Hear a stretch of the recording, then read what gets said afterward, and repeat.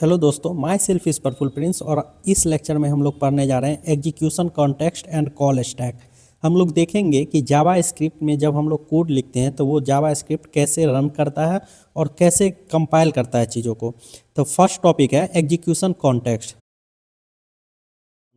चलिए देखते हैं। Global execution creation, context creation.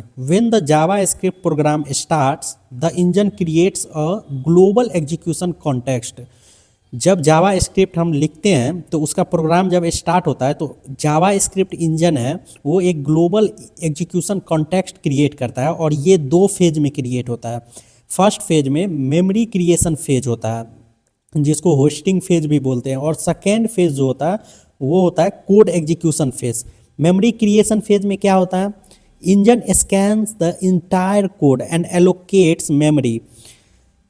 आपका जो कोड है जावा स्क्रिप्ट इंजन पूरे कोड को स्कैन करता है और उसके लिए मेमोरी में स्पेस एलोकेट करता है कि किस वेरिएबल का, हर एक वेरिएबल हर एक फंक्शन नेम के लिए मेमोरी में एक स्पेस बनाता है। तो देन आता है code execution phase. First phase में क्या था? मेमोरी क्रिएशन फेज था कि मेमोरी जावा स्क्रिप्ट इंजन सारे कोड को स्कैन करके मेमोरी क्रिएट कर रहा था हर एक वेरिएबल और फंक्शन नेम के लिए, और उसके लिए मेमोरी क्रिएट करके उसको एलोकेट करता था। सेकेंड फेज में कोड एग्जीक्यूट होता है। जो आप कोड लिखे हैं वो कोड एक्चुअल में एग्जीक्यूट होना स्टार्ट होता है सेकेंड फेज में। इस फेज में क्या होता है? Now Java script executes the code line by line. अब जावा स्क्रिप्ट हर एक कोड को लाइन बाय लाइन एग्जीक्यूट करना स्टार्ट करेगा। Second, function execution context. ये फर्स्ट क्या था? Global execution context. अब एक और एग्जीक्यूशन कॉन्टेक्स्ट होता है जिसको बोलते हैं फंक्शन एग्जीक्यूशन कॉन्टेक्स्ट।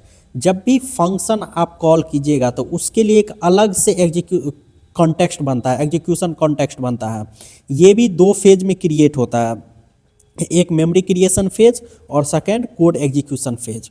दो फेज में दोनों एग्जीक्यूशन कॉन्टेक्स्ट काम करता है, ग्लोबल एंड फंक्शन।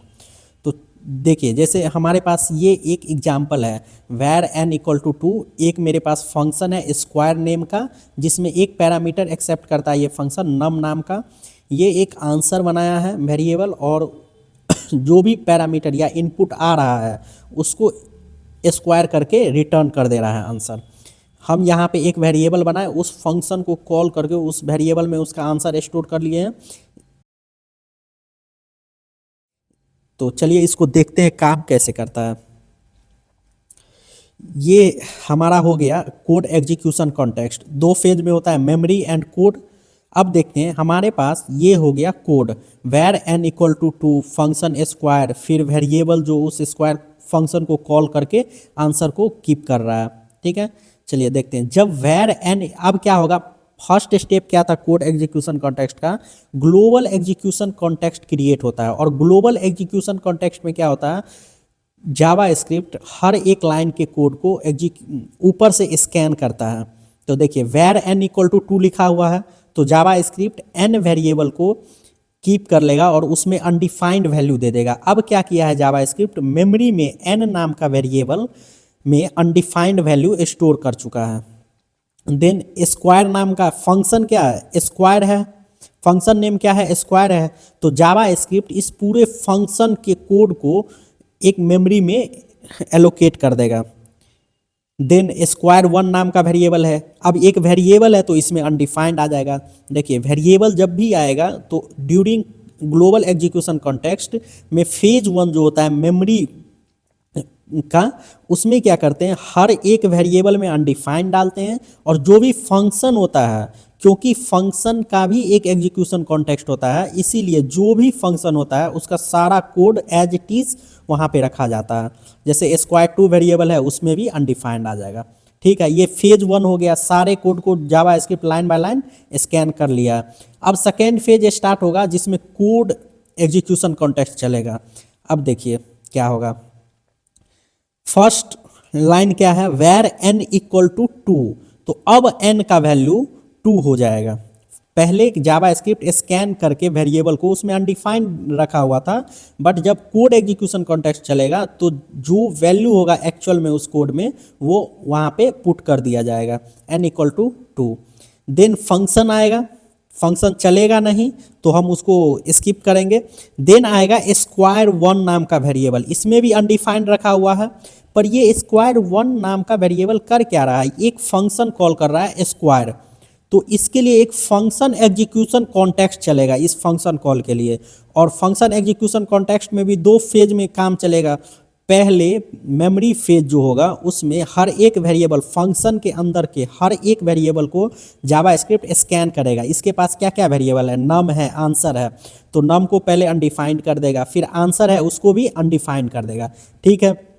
अब सेकेंड फेज में कोड एग्जीक्यूट होगा, कोड एग्जीक्यूशन कॉन्टेक्स्ट चलेगा, तो इसमें क्या होगा, स्क्वायर में नम नाम का इनपुट आ रहा है और नम जो है एन, स्क्वायर एन जो हम कॉल किए हैं, एन का वैल्यू क्या है 2 है, तो नम का वैल्यू यहाँ पे क्या हो जाएगा 2, तो अब नम अनडिफाइंड न होके क्या हो जाएगा 2 जब कोड एग्जीक्यूशन कॉन्टेक्स्ट चलेगा।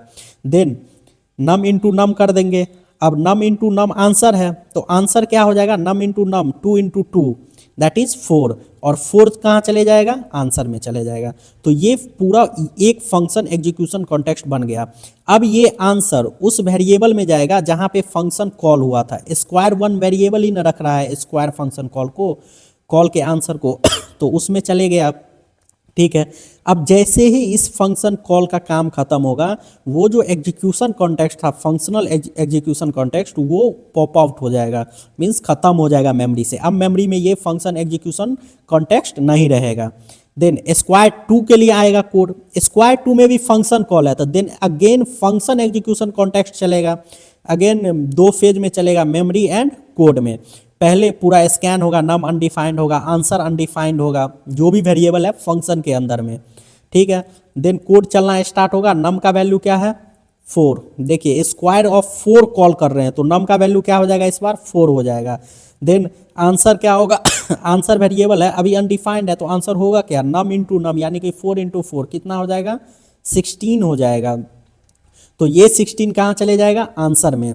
अब आंसर हमारे पास 16 है और फंक्शन बोल रहा है रिटर्न आंसर, मीन्स रिटर्न कर जो भी आंसर है, आंसर क्या आया है 16 आया है, तो रिटर्न कर देगा ये function.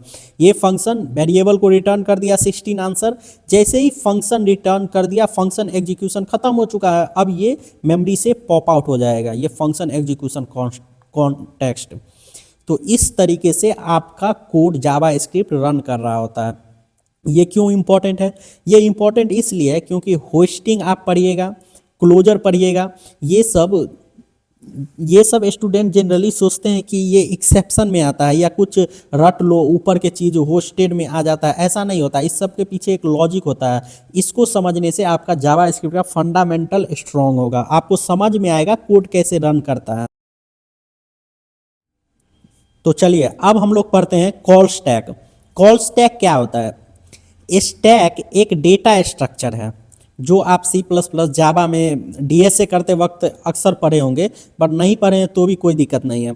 Call stack is a data structure used by JavaScript engine track which function is currently executing. Call stack क्या ट्रैक करता है कि कौन सा फंक्शन अभी एग्जीक्यूट हो रहा है, एग्जीक्यूशन कॉन्टेक्स्ट जो है उसको मैनेज करता है call stack. Call stack decide करता है कि अब कौन सा फंक्शन रन करेगा। तो इसको विजुअलाइजेशन के साथ देखते हैं। कॉल स्टैक का एक मतलब समझिएगा, स्टैक लीफो प्रिंसिपल को फॉलो करता है, लास्ट इन फर्स्ट आउट, जो लास्ट में आया वो पहले पॉप आउट होगा। देखिए हमारे पास ये एग्जाम्पल है, फंक्शन है हेलो, कंसोल लॉग कर रहे हैं से हेलो आउटर, फिर उस फंक्शन के अंदर एक फंक्शन है हाई जिसमें से हाई इनर प्रिंट होगा, और हाई फंक्शन को कॉल कर देंगे, और देन एक कंसोल लॉग लगा रहे हैं आउटर फंक्शन, और लास्ट में है हेलो फंक्शन कॉल, ठीक है। तो जब कॉल स्टैक, पहले जावास्क्रिप्ट इंजन क्या करेगा, कॉल स्टैक जनरेट करेगा, उस कॉल स्टैक में ग्लोबल एग्जीक्यूशन कॉन्टेक्स्ट को पुश करेगा। ये जो पूरा कोड है उसका ग्लोबल एग्जीक्यूशन कॉन्टेक्स्ट जो होगा उसको पुश कर देगा कॉल स्टैक में, ठीक है, पुश कर दिया। अब ये एक फंक्शन को पुश करेगा, जैसे हमारे पास क्या फंक्शन है, हेलो है, ठीक है, हेलो है, हेलो को कॉल कर दे रहे हैं। देखिए ऊपर का फंक्शन क्या है, हेलो, उसको कॉल भी कर दिए हैं, तो हेलो फंक्शन आएगा, आ गया। फिर हेलो फंक्शन को कॉल भी कर रहे हैं, तो जैसे ही कॉल करेंगे हेलो फंक्शन को तो क्या होगा, से हेलो आउटर प्रिंट होगा, से हेलो आउटर प्रिंट होगा, ठीक है, से हेलो आउटर प्रिंट हो गया।